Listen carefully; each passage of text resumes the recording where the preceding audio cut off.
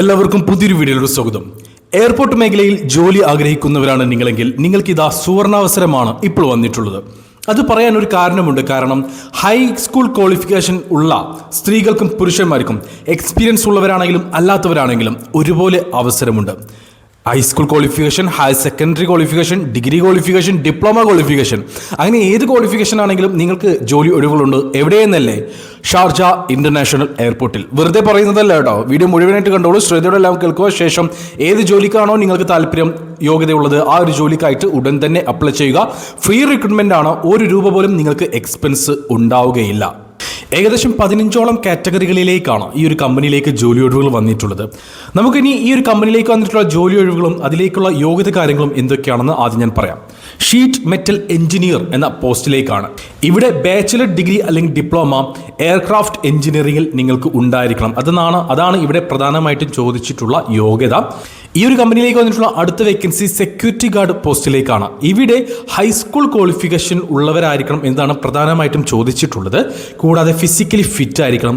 Minimum ഈ ഒരു security മേഖലയിൽ 3 വർഷത്തെ എക്സ്പീരിയൻസ് ഉണ്ടായിരിക്കണം. അത് നമ്മൾ അപ്ലൈ ചെയ്യുമ്പോൾ വാക്കുകൊണ്ട് പറയുകയോ CV-യിൽ കാണിക്കുകയോ ചെയ്തിട്ട് കാര്യമില്ല. എക്സ്പീരിയൻസ് സർട്ടിഫിക്കറ്റ് നിർബന്ധമാണ്.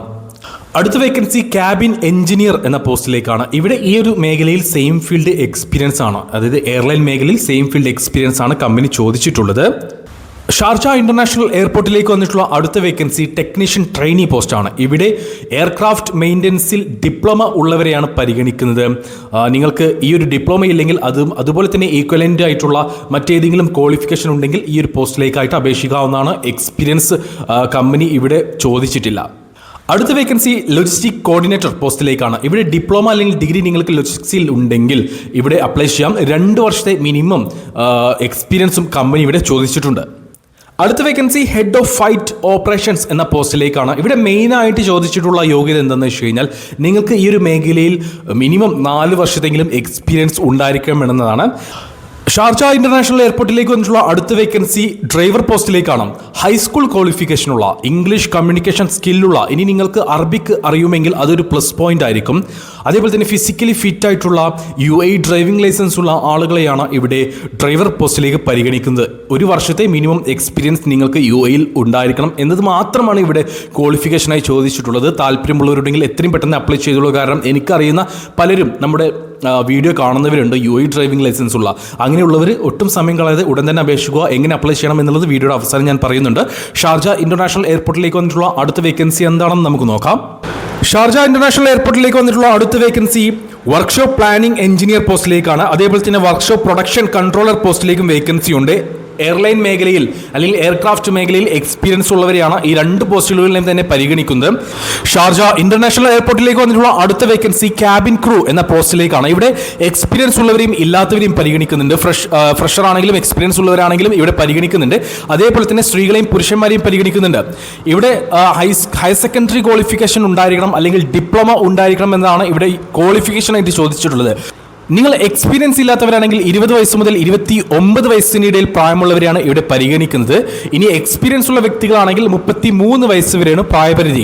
ഇവിടെ ഹൈറ്റ് കാര്യങ്ങൾ കമ്പനി പറഞ്ഞിട്ടുണ്ട്. അതായത് ഫീമെയിൽസ് ആണെങ്കിൽ ക്യാബിൻ ക്രൂ പോസ്റ്റിലേക്ക് അപേക്ഷിക്കുന്ന ഫീമെയിൽസ് ആണെങ്കിൽ ഇവിടെ ഹൈറ്റ് വേണ്ടത് 160 സെന്റിമീറ്റർ ആണ്.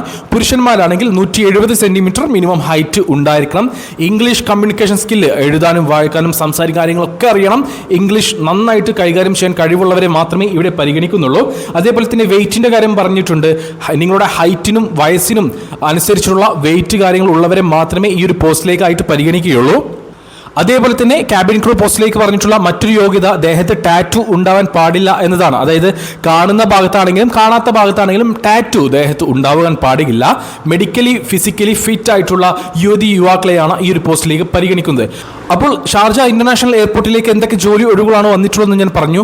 അതിലേക്കുള്ള യോഗ്യത കാര്യങ്ങൾ എന്തൊക്കെയാണെന്ന് ഞാൻ പറഞ്ഞു. ഞാൻ വീഡിയോയുടെ തുടക്കത്തിൽ പറഞ്ഞതുപോലെ തന്നെ സാലറി കാര്യങ്ങൾ ഇവിടെ കമ്പനി അറിയിച്ചിട്ടില്ല. അതേപോലെ തന്നെ ചില പോസ്റ്റുകളിലേക്ക് പ്രായപരിധിയും കാര്യങ്ങൾ കമ്പനി അറിയിച്ചിട്ടില്ല.